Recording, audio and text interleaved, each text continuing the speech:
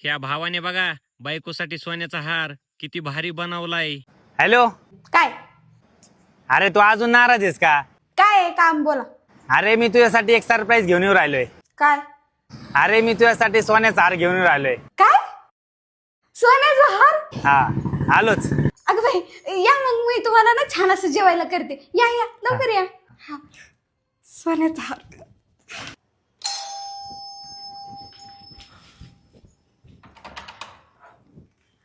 आले का बघू हार.